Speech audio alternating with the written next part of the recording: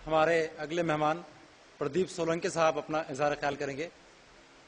या कार्यक्रमासाठी विचार मंचावर बसलेले आरपीआयचे प्रमुख प्रकाशजी जावळे, बामसेपच्या वतीनं आपली भूमिका मांडलेले माझे मित्र डॉक्टर प्रदेव कसाबजी, जानकर साहेबांची प्रतिमा उपस्थित असलेले इंजिनियरजी भोजने, या विचार मंचावर सर्व रथी महारथी, या संघटनेचे अध्यक्ष डॉक्टर जावेदजी, माझे मित्र खालिद भाई, उपस्थित सर्व संघटनेचे पदाधिकारी बांधवांनो, आणि आमच्या समाजामध्ये मुस्लिमाच्या बाबतीत असं चित्र निर्माण केलेलं आहे की या देशातला मुस्लिम म्हणजे अत्यंत कर्मठ आहे, अत्यंत क्रूर आहे आणि जास्त असला तर अतिरेकी आहे.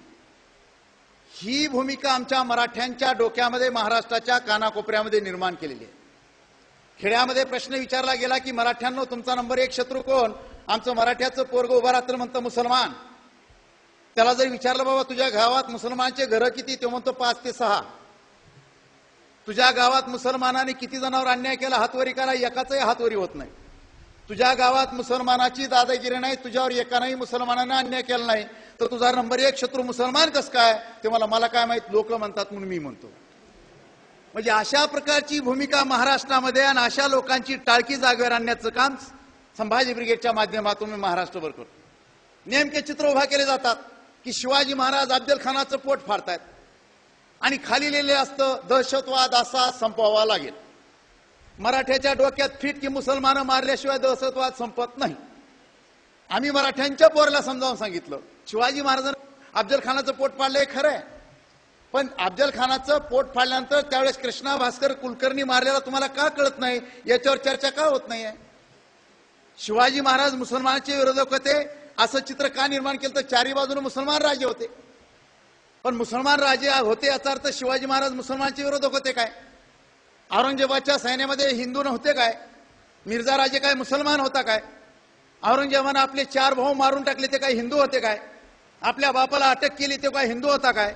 या सगळ्या सत्तेच्या लढाया असतात हे आम्ही रोज समजावून सांगतो.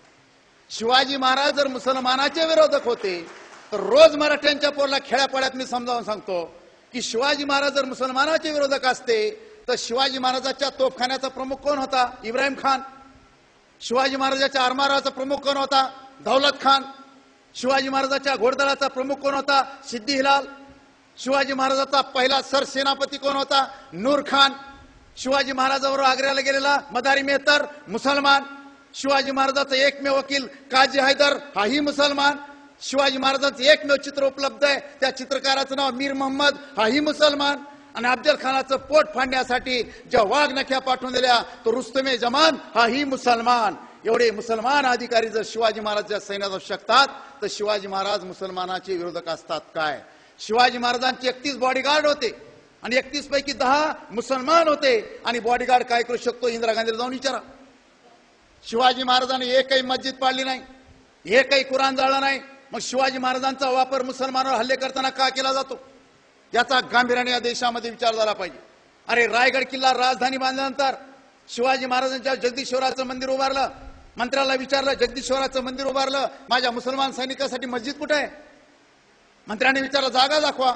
शिवाजी महाराजांनी स्वतःच्या राजवाड्यातली जागा दाखवली समोरची आणि सांगितलं की इथं मस्जिद बांधा, आणि राजवाड्यापुढे शिवाजी महाराजांनी मस्जिद बांधलेली आहे. हा इतिहास आपल्या देशामध्ये का सांगितला जात नाही? हा इतिहास जर समाजापर्यंत गेला तर या देशामधली सामाजिक दूरी निश्चित दूर होते. आज महाराष्ट्रामध्ये एक आंदोलन सुरू आहे, जय शिवाजी पाडा कबर. कुठली कबर? प्रतापगडाच्या पायथ्याची. आम्ही पोराला रोज सांगतो अफजल खानाची कबर पाडा, पण बांधली कोणी? अफजल खानाला मारल्यानंतर शिवाजी महाराज प्रतापगडावर गेले. जिजाऊने विचारलं अफजल खानाचं काय झालं? मासाहेब मारला गेला. त्याचं प्रेत कुठे आहे? प्रतापगडाच्या पायथ्याला पडलंय. काय म्हणले जिजाऊ मासाहेब आई त्यांच्या की शोभा अफजल खान जिवंत असेपर्यंत अफजल खानाशी वैर होतं. अफजल खान मेला, आपलं वैर संपलं, आणि तुझ्या राज्यात कुण्या प्रेताला कोल्या कुत्र्यानं तोडाव तुला शोभणार नाही. अफजल खानाच्या त्या प्रेताचं इज्जतीनं दफन कर आणि तुझ्या विजयाची साक्ष म्हणून तिथं कबर बांध. शिवाजी महाराजांनी अफजल खानाचं दफन करून तिथं कबर बांधली शिवाजी महाराजांनी, आणि वापर केला जातो जय शिवाजी पाडा कबर. अरे शिवाजी महाराजांनी बांधलेली कबर शिवाजी महाराजांचं नाव घेऊन पाडलं जातं, हे अत्यंत दुर्दैव आहे.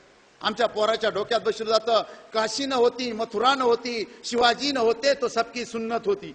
अरे काशीन मथुरा शिवाजी महाराजांच्या ताब्यातच नव्हती. काशीन मथुरा होती औरंगजेबाच्या ताब्यात, ती शिवाजी महाराजांना वाचवली कशी, याच्यावरही विचार होत नाही. म्हणजे अशा प्रकारच्या विचारचक्र जर समाजापुढे सुरू व्हायला झालं तर 100% या देशामध्ये प्रगती होऊ शकते. आज भारतामध्ये एक चित्र उभा केलंय, मुसलमान म्हणजे अतिरेकीच. काल एका कार्यक्रमाला गेलो होतो औरंगाबादमध्ये. आमचा एक संघटनेचा कार्यकर्ता लांब लचक दाढीवाला, आम्ही कार्यक्रमाला जाऊन बसलो. MIDC चिकलठाण्याचा PA आला 15 मिनिटांना. आपण कोण? म्हणजे काय झालं? आम्ही भारताचे नागरिक. त्याला म्हणतो आपण कोण? म्हणजे काय झालं? नाही तुम्हाला दाढी अतिरेकी वाटली, आम्हाला विचारायला आलो. दाढी म्हणजे अतिरेकी काय? त्याला मला जरा हळूच बोल, लोक बोलताय. डिस्ट्रिक्ट 42. त्यानं आमचं नाव पिलवून घेतलं, पुढे गेला. कार्यक्रम संपला, त्याला विचारलं का रे बाबा तू काय विचारायला? नाही मला वाटलं मुसलमान आहे काय की म्हणून अतिरेकी वाटलं मला. PI औरंगाबादचा. त्यांना म्हणलं दाढी राखलेला माणूस अतिरेकीच असतो काय? मग मालेगावच्या बॉम्बस्फोटात जे पुराणूक पांडे सापडले हरामखोर, यांना काय दाढ्या होत्या काय? त्या नांदेडमध्ये पुण्याला जे अतिरेकी सापडले साले, हे काय मुसलमान होते काय? इंदिरा गांधीला कोण्या मुसलमानानं मारलं काय? महात्मा गांधीला मुसलमानानं मारलं काय? राजीव गांधीला मुसलमानानं मारलं काय? काय चाललंय काय? अरे अतिरेक्यांना धर्म नसते आणि जातही नसते. त्यांच्या बंदुकीला कोणत्याही गोळीला रंग नसतो. मात्र त्या गोळीतून निघालेलं रक्त माणूस मरल्यानंतर फक्त लालच असतं. ही साधी गोष्ट ही समाजाला कळली पाहिजे. आज पाकिस्तानमध्ये धार्मिक दंगली होत आहेत, तिथं बॉम्बस्फोट होत आहेत. हे काय हिंदू करतात का इथले जाऊन? आणि पुन्हा आम्हाला SMS येतात, हर मुसलमान अतिरेकी नहीं होता, लेकिन पकडा गया हर मुसलमान अतिरेकी क्यों होता है. म्हणजे या देशामध्ये अशा प्रकारची प्रचार यंत्रणा राबविली जाते. या देशातला प्रत्येक मुसलमान अतिरेकी आहे. संभाजी ब्रिगेडच्या माध्यमातून आम्ही रोज सांगतो की जे अतिरेकी मुसलमान असतील त्यांना भर चौकात ठेचून मारा. पण या देशावर प्रेम करणारा सर्वसामान्य मुसलमान, याचा त्या अतिरेक्याशी काय संबंध? आणि जो भारतातला मुसलमान रोज 5 वेळेस नमाज पडताना अगोदर या भारताच्या मातीवर माथा टेकतो आणि मग अल्लाचं नाव घेतो, तो मुसलमान या देशाचा गद्दार होऊ शकतो काय? हा प्रश्न आम्ही विचारला. आणि मुसलमानाच्या एवढ्या बदनाम्या करू नये. आज भारतामध्ये मुसलमानाचे एवढे धंदे चालतात, त्याचं एकमेव कारण आहे, नम्रपणावर शिकावं तर फक्त मुसलमानाकडूनच शिकावा, हेही आम्ही सांगतो. आणि या देशातले मुसलमान सुखा समाधानानं या देशात जगत असतील, त्याचं एकमेव कारण आहे डॉक्टर बाबासाहेब आंबेडकरांनी दिलेली राज्यघटना. त्याच्यामुळे या देशातला मुसलमान अत्यंत सुख समाधान इज्जतीने या देशामध्ये जगू शकतो. ही भूमिका आपण समजून घेतली पाहिजे. राजकारणावर इथे चर्चा होते, पण माझं मत आहे या देशातलं राजकारण अत्यंत भावनिक आहे. मुसलमानांना सांगितलं जातं तुम्हाला भाजपचा शिवसेनेचा धोका आहे, आम्हाला सांगितलं जातं तुम्हाला मुसलमानाचा धोका आहे. आधे इधर आधे उधर, बाकी काय रे? बाकी किधर गए? म्हणजे अर्धे इकडे घालायचे, अर्धे तिकडे घालायचे. कधी सरकार पंजात येणार, कधी छक्क्यात येणार, पण आपला काय फायदा? याचा गांभीर्यानं कुठतरी समाजाने विचार केला पाहिजे. आपल्या देशामध्ये नेमकं काय होतंय की चांगले माणसं राजकारणात येऊन याचा पक्का बंदोबस्त आहे.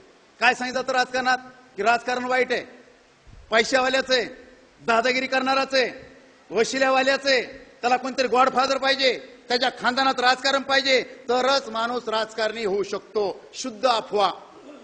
लोकशाहीमध्ये याच्यातलं एकही चालत नसतं. तुम्ही आम्ही नालायक आहेत, चांगले माणसं याच्याकडे दुर्लक्ष करतोय म्हणून यांचं फावतंय. जर तुम्हाला सध्याच बघायचं असेल तर मी 2 उदाहरणं देईल. विदर्भात गेलात तर आमदार बच्चू कडू याला जाऊन भेटा, आणि पश्चिम महाराष्ट्रात गेलात तर आमदार राजू शेट्टी या 2 आमदाराला भेटा. पैसा नाही, गॉडफादर नाही, पक्ष नाही, कार्यकर्ते फक्त, आणि 4 मीडिया चीत करून हे कारखानदाराला पाडून हे माणसं निवडून येऊ शकतात. हे तुमच्या पुढलं उदाहरण आहे. सध्या मी आता कोल्हापूर जिल्ह्यामध्ये गेलो होतो. या आमदाराचं कसं काय? काही खरं नाही. त्याचं कसं काय? पडण्याची शक्यता आहे. याचं कसं काय? येण्याची शक्यता आहे. हसन मुश्रीफचं कसं काय? 100% निवडून येणार. मुसलमान या देशामध्ये निवडून येणं किती अवघड आहे मला 100% माहिती. कारण राजकारणात मुसलमानाचा काटा काढणं अत्यंत सोपं आहे. तो मुसलमान आपला काही संबंध, भले भले मतदान करीत नाही. निवडणुका सुरू झाला की आपण काय करतो की हे माझा, या पक्षाचा, त्या पक्षाचा, या गटाचा, त्या गटाचा, ह्या इकडं तर तो तिकडं. त्यामुळे नालायक लोक निवडून येतात. म्हणजे आपल्या पुढे 2 नालायक उभा असतात, त्यापैकी एका नालायकाला आपल्याला निवडून द्यायचं असतं. या देशाचं सगळ्यात मोठं दुःख नाही. उमेदवार कुठून लादला पाहिजे? उमेदवार मतदारसंघातून लादला पाहिजे. इथं गॉडफादर वरून उमेदवार लागतो म्हणून आपल्या देशाचा बोरा वाचतोय. माझी एकच विनंती आहे की राजकारणात चांगली माणसं गेली पाहिजे. राजकारणात चांगली माणसं जाण्यासाठी प्रबोधन घडलं पाहिजे. कारण जमाना बुलेटचा नाही, जमाना बॅलेटचा आहे. राजा आता राणीच्या पोटी पैदा होत नाही, तर मतदानाच्या पेटीतून पैदा होतो. ही ताकद बाबासाहेबांनी तुम्हाला आम्हाला दिली, तिचा वापर करा. आणि जर विकासच घडवायचा असेल तर राजकारणात आणि प्रश्नात चांगली माणसं आली पाहिजे. निवडणुका लढवायला चांगले माणसं तयार व्हा आणि या प्रस्थापिताला मातीत घालण्याची तयारी ठेवा. धन्यवाद.